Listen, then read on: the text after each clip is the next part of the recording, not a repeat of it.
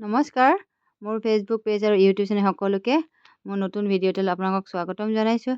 যি গতিকে মই দুৰ্গা পূজাৰ ব্লগবোৰ আপোনালোকৰ মাজলৈ দিয়ে আহিছোঁ আৰু ভিডিঅ'বোৰ কৰা আছে, সেইকাৰণে অলপ অলপকৈ মানে বেলেগ বেলেগ ভাগ ভাগ কৰি কিনে দেখুৱাবলৈ আপোনালোকক চেষ্টা কৰিছোঁ। যিসকলে ভাল পায় তেওঁলোকে চাব আৰু বহুতখিনি মানে কৰিব পৰা নাই, যি গতিকে নতুন নতুন শিকি আছোঁ। বাকীবোৰ বস্তুবোৰ অকণমান দিওঁতে বা কৰিবলৈ মই ভালকৈ পৰা নাই, তো যি চেষ্টা কৰি আছোঁ কেনেকৈ কি দেখুৱাব লাগে তেনেকৈ মই বিশেষ নাজানো যেনিবা, তথাপিতো আপোনালোকে চাব বুলি আশা ৰাখিছোঁ আৰু নজনাবোৰ আপোনালোকে শিকাই দিব কেনেকৈ কি কৰিব লাগে, সেই আশাৰে আহকচোন আজি ভিডিঅ'টো আৰম্ভ কৰোঁ। এয়া মোৰ নিশ্চয় ঘৰৰ ওচৰৰ পূজা বনখন সদায় আহোঁৱে যেনিবা, দিনত হওক ৰাতি হওক এবাৰ এবাৰ আহি কিনে যাওঁ। তো সেইদিনাখন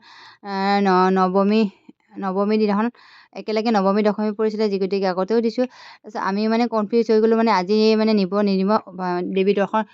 দেৱী ভাচনি হ'ব নাই গম নাপাওঁ। তো সেইটো কাৰণে এবাৰ ওলাই আহিলোঁ, যি গতিকে ঘৰৰ ওচৰতে আহি মেলি মানুহবোৰ ৰখি আছে, মানে ডিছকাছেই হোৱা নাছিল বুলি কৈ আছে। তাৰপিছতে আমাৰ এইখন পূজা মণ্ডপত এটা চিৰি টাইপৰ ওপৰ হেৰি বনায়, প্ৰত্যেক বছৰে তেনেকৈ বনাই এটা চিৰি দিয়ে আৰু তাতে মানে মহাত্মা গান্ধী যিকিনো কৃষ্ণ তেনেকৈ হয়, প্ৰত্যেক বছৰে আহে। তাতে চিৰিখন অকণমান দিনতে ভালকৈ উঠি ল'লোঁ, ৰাতি যি গতিকে বহুতে ভিৰ থাকে। তাৰপিছত আকৌ মানে কোনোবা ক'লে যে বশিষ্ঠত আমাৰ হেৰি কলগছ যে থাকে, সেইটো ভগৱানটো মই নাম নাজানো, অঁতাব নিম বুলি ক'লে। সেইটো কাৰণে মই আকৌ ঘৰলৈ আহিলোঁ। ঘৰলৈ আহি আকৌ ড্ৰেছ এটা চেঞ্জ কৰি ল'লোঁ।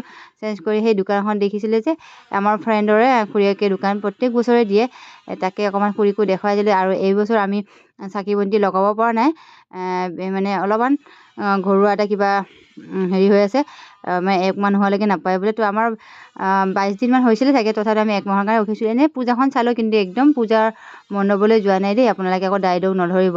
তো সেইটো কাৰণে এনেই অকণমান তাই চাকি বন্তি ল'লে, আকৌ দোকানখনো দেখুৱাই দিলোঁ। আৰু লগতে আমাৰ মাও আহিছিলে, মাও ভাবিছিলে মানে আজি নিব চাগে বশিষ্ঠ, আমাৰ যি গতিকে বশিষ্ঠত আমি প্ৰত্যেক বছৰে নাচি বাগি যাওঁ। সেইটো কাৰণে মাও অকণমান আহিলে চাবলৈ, আৰু নিনিলে কিন্তু দেই, মানে নিছিলে পিছবেলা। আমি মানে পিছবেলালৈকে ৰখি নাথাকিলোঁ, গুচি গ'লোঁ ঘৰলৈ। আকৌ সন্ধিয়া সময়তে যি গতিকে আজিও পূজা বুলি গম পালোঁ, সেইকাৰণে আকৌ ওলাই আহিলোঁ। ওলাই আহি আকৌ পূজা মানে নিজৰ পূজাখনতে এবাৰ আহি কিনে আৰু দেখিলে মই দুদিন মানে মহাত্মা গান্ধীকে পালোঁ। প্ৰথম দিনা চাওঁতে মই মহাত্মা গান্ধীজিকে পাইছিলোঁ, আৰু আজিও মহাত্মা গান্ধী। মাজৰ দিনাখন বোলে কৃষ্ণ আহিছিলে, মই কিন্তু গম নাপালোঁ, মানে কৃষ্ণৰ ৰূপত আহিছিল তেখেতে। মই মানে নাহিলোঁ ন সেইদিনাখন অকণমান ওলাই গ'লোঁ বাহিৰত, তো মই কৃষ্ণৰ ৰূপত কৰা মই লগ নাপালোঁ। দুদিনো মই মানে মহাত্মা গান্ধীজিকে লগ পালোঁ। তো মহাত্মা গান্ধী বুলি ক'লে ভালেই লাগে, আৰু মহাত্মা গান্ধীক যেতিয়াই দেখিলোঁ তেখেতে মহাত্মা গান্ধী এটা হেৰি পৰিধান কৰিছে, মই দুদিনো ভিডিঅ' কৰিলোঁ আৰু ফটোও মাৰিলোঁ। তাৰপিছত আকৌ আমি হাজবেণ্ড আৰু মই অকণমান ওলাই আহিলোঁ, ইফালে পূজা চাম বুলি অকণমান আগৰ ফালে। আমি হাজবেণ্ড আৰু মই গৈ আছোঁ পূজা চাওঁ বুলি, আৰু পূজা চাই মই খুবেই ভাল পাওঁ। তাৰপিছত এইখন আৰু আমাৰ লালগড়ৰ ওচৰতে পূজা হয়, তাতো আমি সেইদিনাখন চোৱা নহ'ল, আৰু অলপ অলপকৈ এনেকৈ সোমাই গ'লোঁ, অলপমান পূজা মণ্ডপবোৰ দেখাবলৈ চেষ্টা কৰিছোঁ। এইখন পূজাখনলৈ মই আহিম ইমান ভাবিছিলোঁ, মানে হাজবেণ্ডক কৈ কৈ অৱশেষত আহিলোঁ। এয়া গণেশপাৰাত হয় দেই। এইখনত মানে আহি ইমানেই মনটো ভাল লাগিল, কিবা এটা বেলেগ বাহিৰত থকা নিচিনা লাগিলে আৰু জেগা, আৰু ভিৰো হৈছিলে। সঁচাই এইখন পূজা মণ্ডপ মোক বহুতেই ভাল লাগিল, মানে যিমানবোৰ চালোঁ এইখন মোক বেছি ভাল লাগিছে। আপোনালোকেও ভাল লাগিছে নে জনাবচোন কমেণ্টত, আৰু আপোনালোকে আহিছিলে নাই এইখন পূজা মণ্ডপত, আপোনালোকে জনাব মোক কমেণ্টত। হাজবেণ্ডে আকৌ অকণমান মোক ভিডিঅ' কৰি দিলে দেই আজি লাষ্ট কৰি কিনে, যি গতিকে পূৰা ডিজে হেজে বাজি আছিলে, বহুত ভাল লাগিছিলে।